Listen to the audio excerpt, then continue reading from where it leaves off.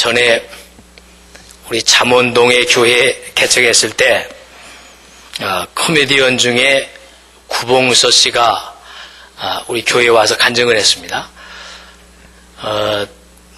그 잠원동에 연예인지 많이 있었지만 그분이 일단 교회 간증하러 오면 그냥 사람들이 교회에 받을 틈이 없이 많이들 모여들곤 할 때였는데 우리 동네에서는 별로 우리 교회 외에는 사람들이 별로 참석하지 않았었어요. 그분이 간증을 한 40분 정도 했는데 그분에 관한 아주 재미있는 일화가 있습니다. 전에도 한번 말씀드리면서 기억하시는 분들 계시겠지만 구봉서 씨는 사람들에게 가만히 같이 있다가도 느닷없이 한마디를 던지는 것이 너무 뚱딴지 같은 얘기를 해서 폭소를 자아내고 나는 그런 코미디언이었죠. 그분이 한 목사님하고 옆에 비행기를 타고 가다가 한참들 졸고 있는데 이 구봉서 장로님이 옆에 목사님을 툭툭 쳐서 깹니다. 목사님. 그래서 깜짝 놀라서 들을 테니까 목사님 제가 그 성경 퀴즈 하나를 내겠습니다. 맞춰보시죠. 그러는 거예요. 그러니까 한번 말씀해 보세요. 눈을 비비면서 말하니까 한 얘기가 예수님이 부활하셨잖아요. 그랬죠. 부활하셔서 제자들에게 나타나시자마자 제자들에게 뭐라고 말씀하셨죠? 그 목사님이 거기가 성경에 있는 그대로 평강이 있을지어다. 예수님이 그러셨죠. 목사님 그거 틀렸어요. 그건 그 말씀만 기록된 거고 그 전에 있는 말씀이 있을 것 같아요. 뭔데요? 이거 목사님 한번 상상을 해보세요. 그러더니 하는 말이 그 제자를 향해서 딱 짠 하고 나타나셔가지고 하시는 말씀이 너희들 다 보이니? 그 말을 제일 먼저 하셨다는 거예요. 가만히 생각해 보니까 예수님이 그 제자들에게 내가 육체를 입고 부활한 게 보이냐 그런 농담이었지만 사실은 그 제자들이 진짜 참 예수님을 볼 수 있겠느냐라고 하는 고민 속에서 나온 코미디였다고요. 구봉서 장로님이 지금은 그분이 목사님이 되셨죠? 그분이 예수님을 처음 영접하고 예수님을 인격적으로 딱 만나고 나서 그 감격 때문에 말이에요.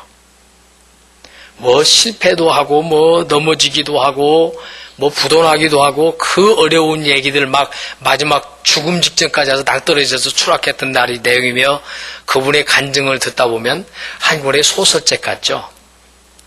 근데 그분이 그 많은 인생의 역경을 지나오면서 우리 하나님께서 너를 사랑한다고 하는 그 말씀, 예수님에게 그에게 찾아오셔서 예수님께서 내가 바로 너를 위해서 죽은 예수다라고 하는 그 인격적 만남이 이 지식으로 만나는 그 지식의 만남이 아니었다는 것을 간증하는 거거든요. 눈이 잘 안 보일 때가 있죠.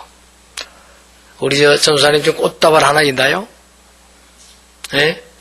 전영희 전도사님 꽃다발 하나 있어요? 이제서 눈이 띄어졌어요.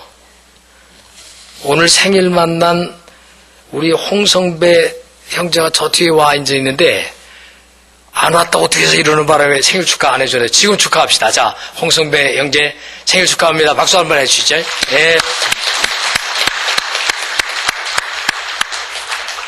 설교하다 말고 생일 축하하는 건 또 뭐요?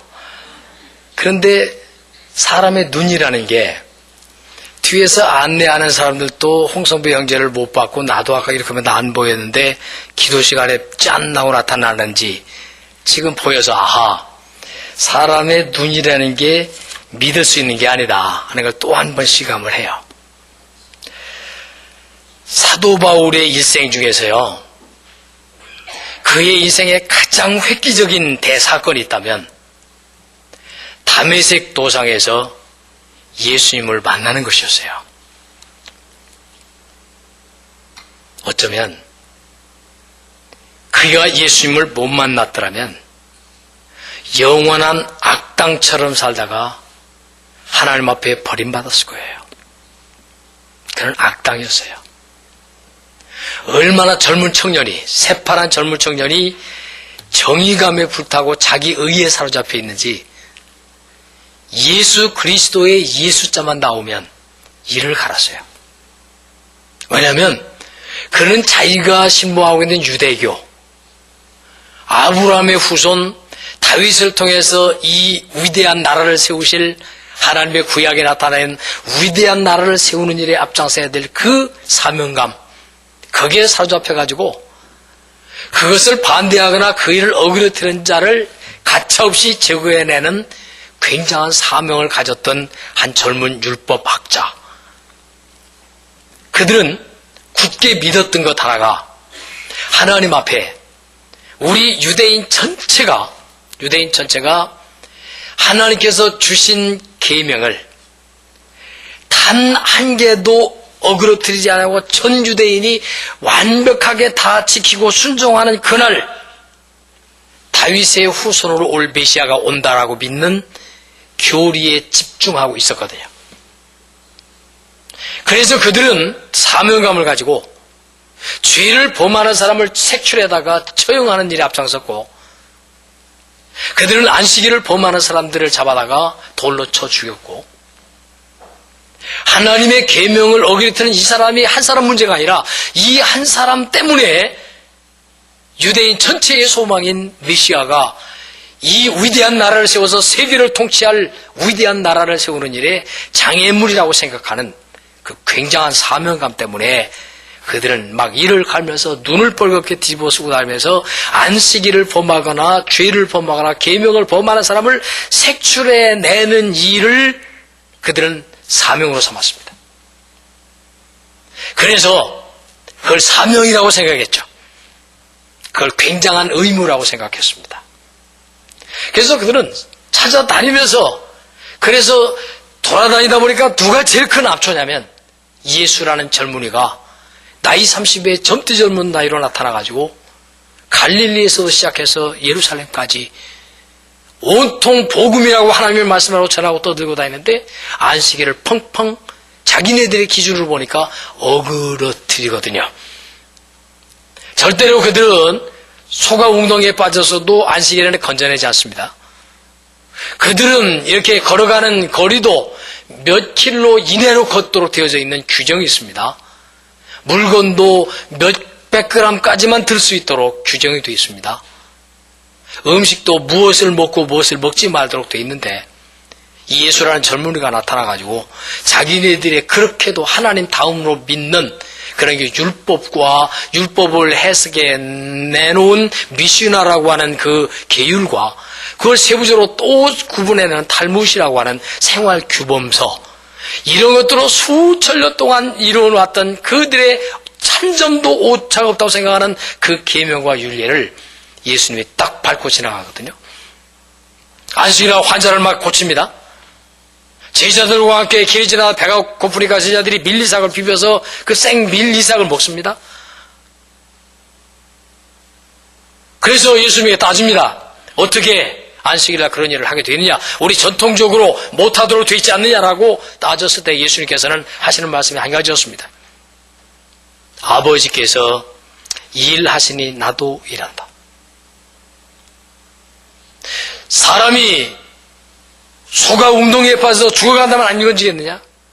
사람이 죽어간다면 안 건지겠느냐?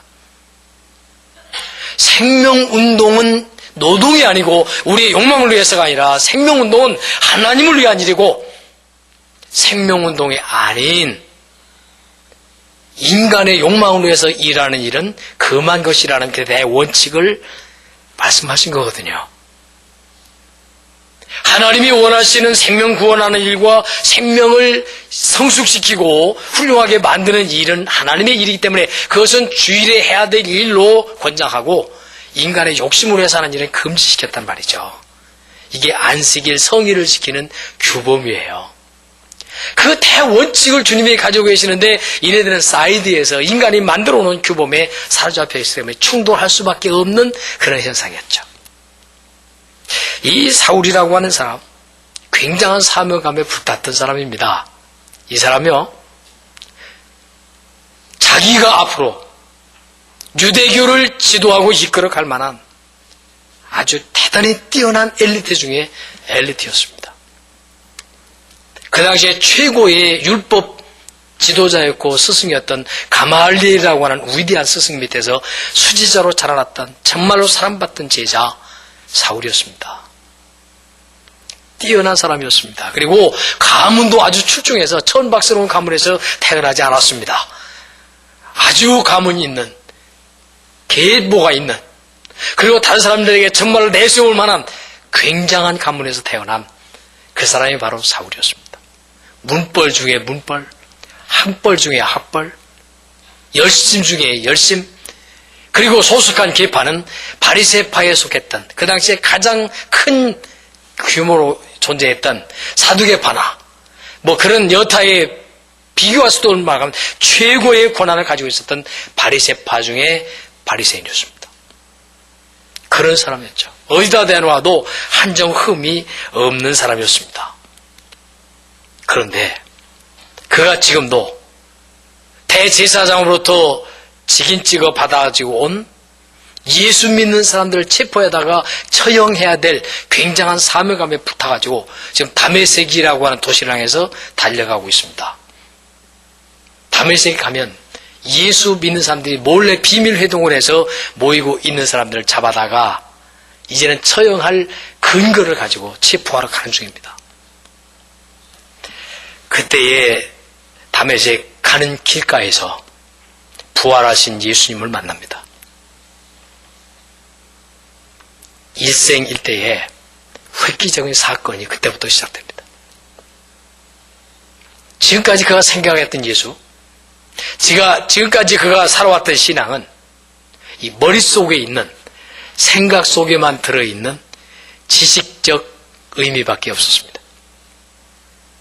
그 지식을 가지고, 그 단편적인 지식을 가지고 그것에다가 확신을 가지고 기준을 삼고 그것을 목표로 삼고 그걸 인생의 전부로 삼고 살았던 젊은이가 죽여서 없애버렸다고 생각하고 완전히 끝났다고 했던 그 예수를 도사에서 만납니다. 얼마나 충격을 받았겠어요.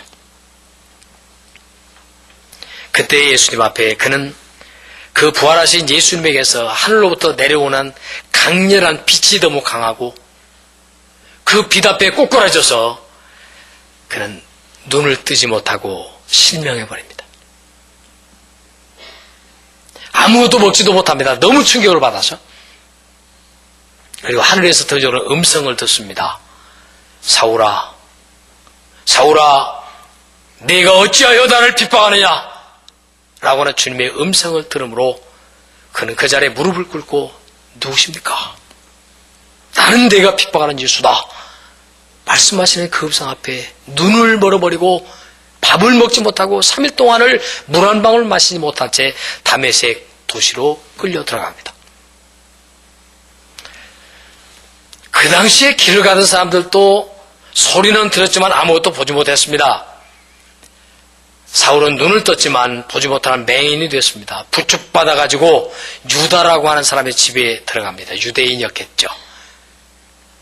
3일 동안을 보지도 먹지도 못한 채 기도하고 있을 때 우리 주님께서 바로 아나니아를 부르십니다.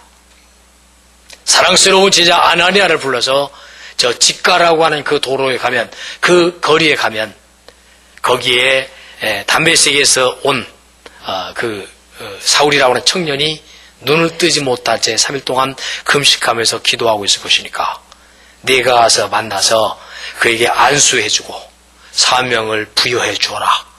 그는 주님의 명령을 받고 제자인 아나니아가 그곳에 가서 그 사울을 만나죠. 아나니아도 사울을 못 믿습니다. 그 사람 소문난 열심쟁이인데, 그 사람 때문에 죽은 사람이 여럿인데, 그 사람 때문에 얼마나 많은 기독교인들이 목숨을 잃었는데 저는 못합니다. 걔가 내 생각으로, 내 신앙으로 용납이 안 됩니다. 그러나 주님께서 말씀하십니다. 내가 보내노니 가라. 그때 가서 오늘 우리가 본문 읽은 대로 네가 오던 길에서 만났던 그 부활하신 예수께서 나를 너에게 보내서 너를 다시 보게 하고 성령으로 충만하게 하시려고 나를 보내셨다라고 하고 안수기도를 할 때 그의 눈에서 비늘이 벗겨지면서 시력을 회복하고 음식을 먹고 일어납니다.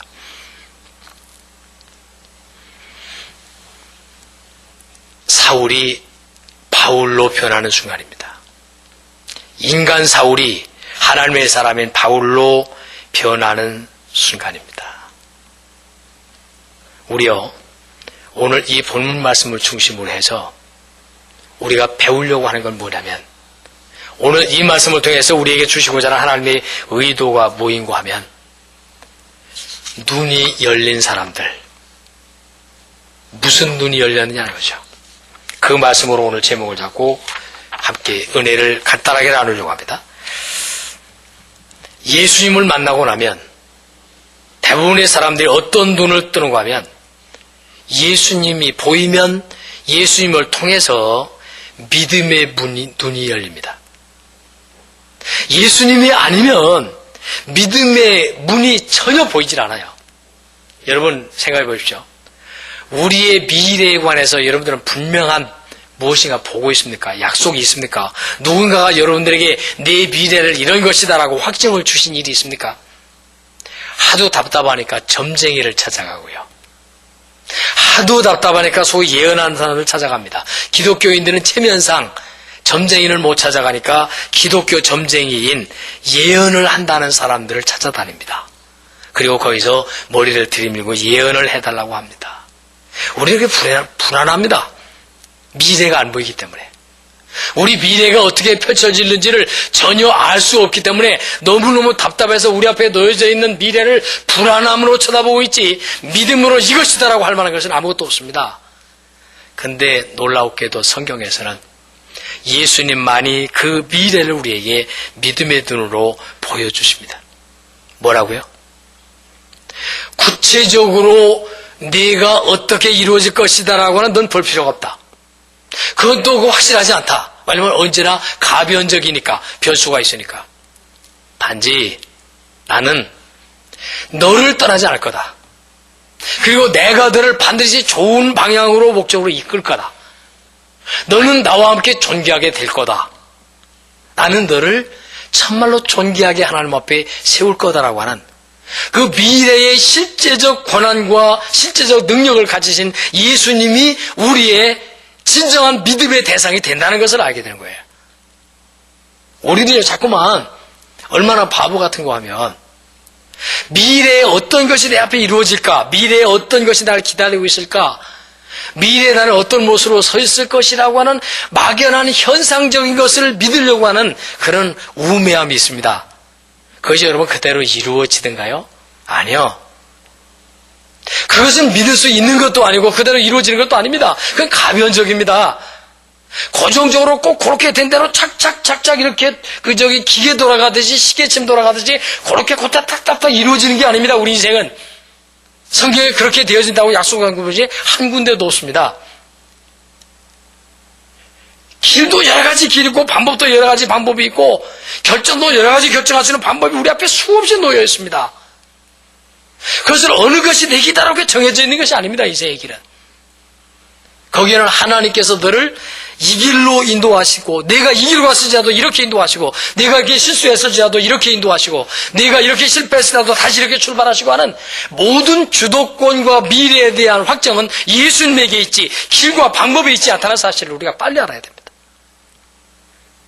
우리는 운명이라는 것에서 너무 매입니다. 그래가지고 운명론이 인간들이 만들어 놓은 가장 바보 같은 것인데, 운명론이 인간을 망치게 된 가장 나쁜 학설인데, 운명론은 너는 이렇게 살도록 규정되어져 있다, 너는 이렇게 살도록 만들어져 있다, 너는 이 운명을 벗어날 수 없다라고 하는 인간이 만들어 놓은 그릇되어진 학설과 논리가 사람들을 사로잡고 있어서 그것에 따라서 그렇게 규정되어진 줄로 알고 자기를 던지는 사람들이 너무너무 많다는 거죠. 또 그것이 맞는 것인 줄 알고 점쟁이한테 가서 내 운명에 대해서 물어보죠. 그럴 바보들이 어디 있어요? 우리 인생에게는 무한한 방법이 기다리고 있습니다. 내 앞에는 무한한 내용들이 기다리고 있습니다. 하나님께서 원하시는 내용도 원하지 않는 길도 우리 앞에 끊임없이 많이 펼쳐져 있습니다. 사탄이는 하나님이 원치 않은 방향으로 우리를 끌어가고, 하나님은 말씀을 따라 하나님이 원하는 길로 끌어가려고 하시고, 성령은 우리를 감동시켜서 움직이시고, 우리를 뒤에서 밀고 앞으로 당기면서 우리를 끌어가셔서 우리를 만들어 가시는 것이지, 운명이라는 게 어디 있어요? 그런 바보 같은 사람들의 논리 때문에 얼마나 많은 사람들이 인생을 무기력하게 바보같이 어리석게 그렇게 인생을 던져서 살다 죽는 사람이 얼마나 많은지 모릅니다. 어디 성경에 그런 말씀이 있어요? 하나님의 예정은 사건적 예정이라보다 목적의 예정입니다. 하나님의 예정은 구체적인 내용의 세부적인 예정이 아니라 하나님의 원리적인 예정입니다. 하나님은 우리 인간에게 맞춘 예정이 아니라 당신의 뜻을 따라 예정하시고 우리를 당신에게 맞추시려고 부르시고 인도하시고 채워주셔서 이끌어 주신 것이지, 우리가 얼마나 순종하느냐에 따라서, 우리가 얼마나 진실을 하느냐에 따라서, 우리가 얼마나 예수님에게 복종하느냐에 따라서 나의 하나님에게 이루어지는 그 수준이 거룩해지고 더 성스러워져 가는 것이지,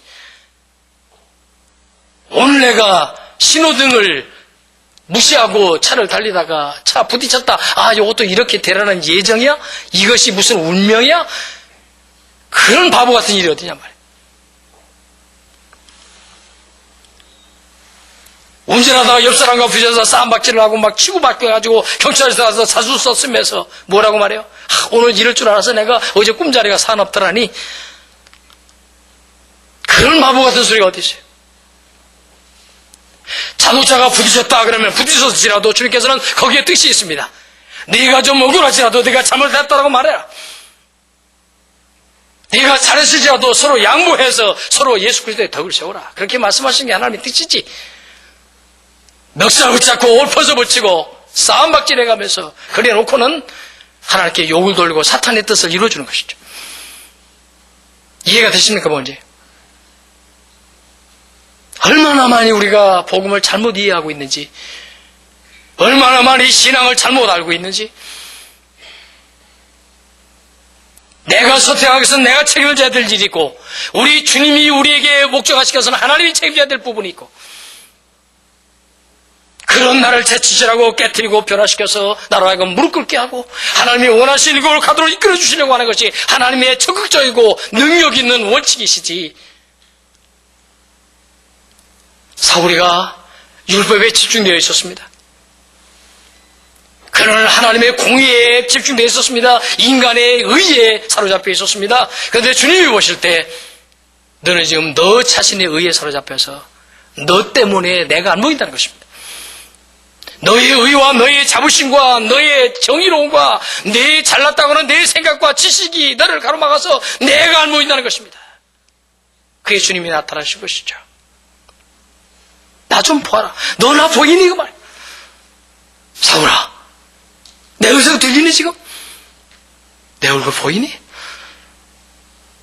구봉서 씨가 했던 말이 아니라 바로 주님이 그렇게 말씀하신 것 같아요. 여기 있는 사랑하는 여러분, 지금 예수님이 보이십니까? 내 경험이라는 것에 사로잡혀서, 내 공이라는 게 사로잡혀서, 내 잘난 맛에 사로잡혀서, 어떤 사람이 내 앞을 가로막고 있어서, 미움이 가로막고 있어서, 다른 사람의 잘못된 점이 가로막고 있어서 마음에 안 드는 사람 때문에 우리 예수님이 가로막혀서 보입니까? 비늘이 벗어지지 않아서 그렇습니다. 그 쓸데없는 눈이 멀지 않아서 그렇습니다. 깨어지지 않아서 주님이 안 보이는 겁니다.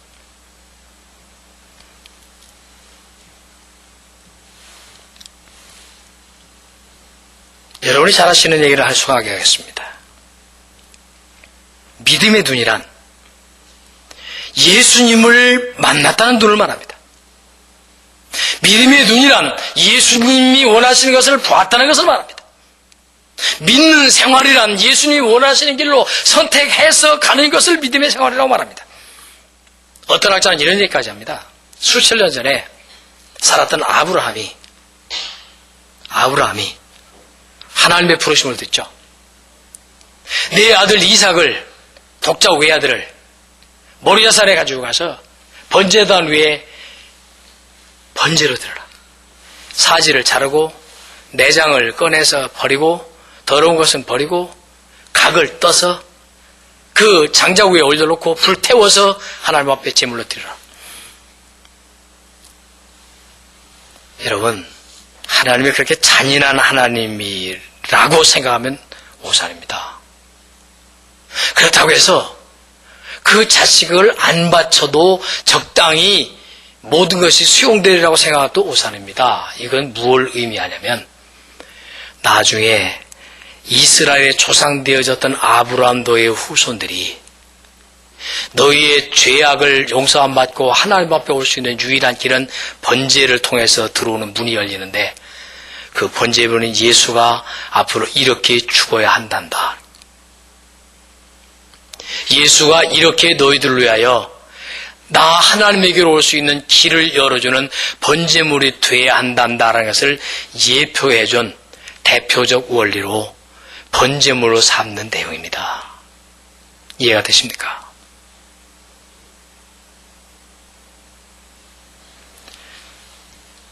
아브라함이 그 예수님을 보았을 리가 있습니까? 그 예수님을 상상이나 했겠습니까?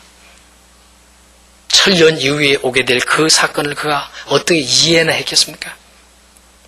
무엇으로 그는 그 믿음을 알게 된 거면 여호와 하나님의 명령대로 따라서 아멘 했을 때 거기에는 하나님의 인정이 따라오고 이제야 내가 나를 사랑하는 줄을 알겠다는 인정서를 받습니다. 그걸 믿음의 조상이라고 말합니다. 예수님을 통해서만 갈 수 있는 길, 예수님을 통해서만 볼 수 있는 것들, 예수님을 통해서만 이루시는 하나님의 뜻, 예수님을 통해서만 원하시는 하나님의 계획, 그걸 말씀하고 있는 거죠. 그 문을 오늘 사울이가 봤다는 거예요. 믿음의 눈이 열리니까 그 다음에 열리는 눈이 뭐였습니까? 바로 사랑의 눈이 열렸습니다. 예수님이 보이니 사랑이 보였습니다. 참 놀라운 일이죠.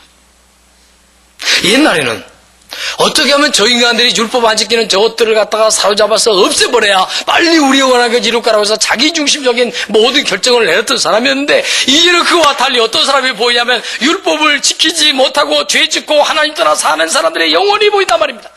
죽여야 될 사람으로 보였던 사람이 구원해야 될 사람으로 보인단 말입니다. 와, 눈이 껍질 벗겨지니까 이렇게 달라질 수가.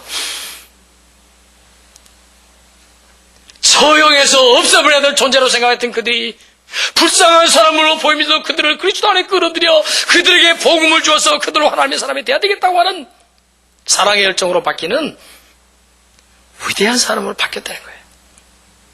어떤 사람은 이렇게 말합니다. 당신이 사랑의 사람이냐 사랑의 은사를 받은 사람이냐를 보려면 당신 스스로에게 이렇게 질문해라. 다른 사람을 딱 볼 때 그 사람의 나쁜 점만 보인다면 당신은 사랑을 잃은 사람이고 그 사람에게서도 괜찮은 점이 보이는 사람이라면 당신은 사랑의 은사를 받을 가능성이 있거나 받은 사람이다. 우리 두 아들놈들이 또 상담을 했어요. 서재도 와서 둘이 같이 상담을 하는데 이런 얘기를 해요. 아버지, 제가 자꾸 제 마음속의 갈등 때문에 제 마음속의 혼란 때문에 기도도 안 나오고 성경도 안 봐집니다. 제가 그랬어요. 그런 방법이 있지. 가로막고 있는 것을 뛰어넘어 예수님을 보면 돼. 가로막고 있는 그것에 집중하면 집중할수록 예수님이 안 보이는 거야. 그걸 뛰어넘어야 돼. 그것 때문에 손해볼 일이 아니야. 그것은 그 문제고 네 문제는 아니야. 하나님을 바라볼 때 무엇 때문에 예수님이 안 보이고 무엇 때문에 신앙에 방해가 되고 무엇 때문에 하나님 앞에 충성하는 일에 장애가 된다면 그건 자신의 문제지. 뛰어넘어라. 제가 목회하면서 결심한 게 뭔지 압니까? 하나님, 제 눈에 저도 이 비늘 껍질이 좀 벗어지고 새 눈이 열려서 할 수만 있으면 좋은 것만 자꾸 보게 해주세요. 어차피 사람에게는 50대 50인데 좋은 점 50, 나쁜 점 50 모든 사람이 다 가지고 있습니다. 훌륭한 점 50, 못난 점 50을 다 가지고 있는데 할 수만 있으면 저를 좀 성령으로 움직여 주셔서 그 사람을 볼 때 좋은 점만 가능해서 안 좋은 점은 자꾸 안 보려고 머무르치게 해주세요. 안 보이는 점이 좋지 않은 게 보이거든 자꾸 좀 외면하게 해주세요. 관심 많이 가지게 해주세요. 제발 그것에 대해서도 내가 떠날 수 있게 해주세요. 자꾸 보이면 그래 조금이라도 안 보려고 머무르쳐라. 그렇게 살아가고 있기 때문에 웬만하면 말로 하거나 눈으로 보거나 형사 같은 일을 안 하려고 애쓰습니다. 관심이 자꾸 적어집니다. 사람들이 여러 여자 신방 가서도 막 얘기를 막 합니다. 그러면은 막 나쁜 말 하자면 내가 중단시킵니다. 중단시키고 그만. 그리고 딴 얘기를 돌리면 그만 불이 또 돌아갑니다. 또 중단시키면 또 돌아갑니다. 들으면 오염되기 때문에 좋은 것을 보려고 하는 눈, 좋은 것을 들으려고 하는 귀, 좋은 것을 말하려고 하는 말, 좋은 것을 사모하는 열정, 그렇게 돼도요, 나이가 회갑이지에 코앞에 왔는데도 요 모양 요 꼴인데 그 노력조차 안 했더라면 얼마나 천박해졌을까요, 제가. 얼마나 쓸모없는 존재가 되고 다른 사람을 해롭게 했겠습니까? 요 모양인데 그렇게 노력했어도 사울이요, 눈의 껍질을 딱 벗겼을 때 미움의 대상이었던 그네들이 구원을 시켜야 될 대상으로 바뀌어 이 세상에 영원히 없어버려야 될 예수가 이 세상에 영원히 살릴 수 있는 생명이라는 사실이 눈에 떠져. 그런 바울이 되는 거예요. 나폴레옹이 이런 얘기를 했죠. 성공하는 사람과 실패하는 사람의 좌우하는 요건이 딱 한 가지다. 성공과 실패를 좌우하는 요인에 성공하는 사람은 성공하는 사람에게서 장점만 장점만 보고 배우기 때문에 그는 반드시 성공하는 반면 실패하는 사람의 모습은 실패하는 사람이 단점만 찾아서 단점을 흉내내기 때문에 그는 실패하도록 돼 있다. 나폴레옹이 한 말이에요.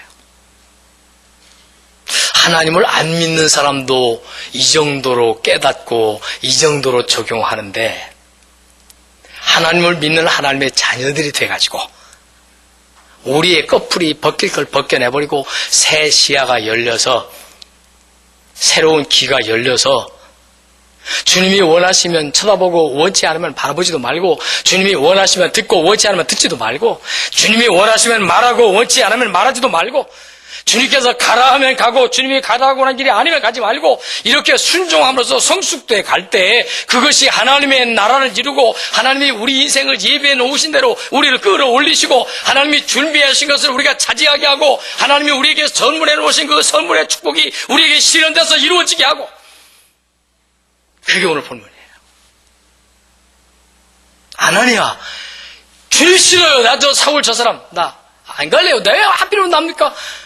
저 사람이요. 예수님 사람 많이 죽인 사람입니다. 지금도 저 사람의 계략을 꾸몄을 것입니다. 안 갑니다. 가라. 아내 안에도 눈을 뜬 거죠.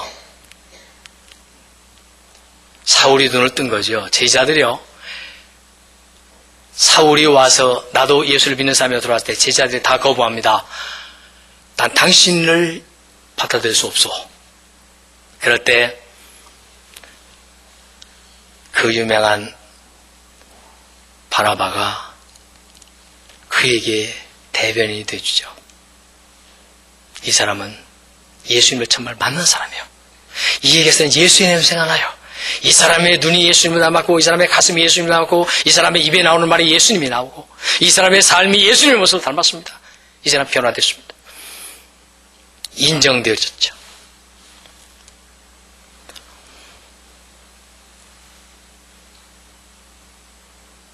그런 사울에게 바울이가 되어진 놀라운 역사는 그에게 축복이었고 하나님에게 기쁨이었고 구원받지 못한 사람들의 큰 능력이었습니다.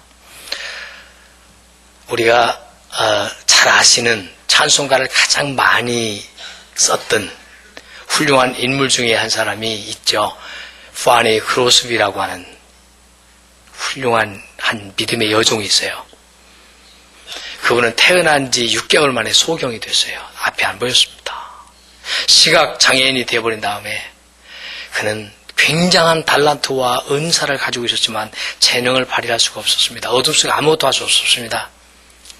나이 35살 됐을 때 교회를 갔는데 어느 날 교회 집회에서 뉴욕의 어느 유명한 설교자가 설교를 하는데 그날 집회에 참석했다 찬송을 듣게 됩니다. 성가대와 그 전 성도가 목소리를 높여서 부르는 그 쩌렁쩌렁 울리는 감격의 찬송, 웬 말인가 나를 위하여 추도록 하셨나. 그래서 계속해서 반복해서 몇 번을 부르는 거예요. 그런데 그 찬송과 가사가 성령님을 해서 가슴을 때리기 시작합니다. 빵빵 때립니다. 거기서 감격이 되고 눈물이 흐르고 거기에서 과거의 아픔을 몰아내는 눈물을 흘리고 과거의 실패에 자기를 딛고 일어나는 능력이 생기고 거기서 하나님의 성령을 해서 줄목을 울끔 다시 쥐고 우리 주님과 계시다는 결단이 생기면서 주님의 부르짖음을 듣습니다. 얘야 내 딸아, 네가 지금 뭘 하고 있느냐는 거예요. 네가 지금 어떤 생각을 하고 있냐는 거예요. 네가 어떤 길을 가고자 하는 거예요. 주님의 음성을 듣습니다. 그는 분연히 일어났습니다. 눈물을 닦아냈습니다. 그리고 거기서 자기도 모르게 주님 앞에 헌신했습니다. 주님, 나 같은 것도 쓸 수 있다고요? 그렇다면 주님은 나를 주님께 드리겠습니다.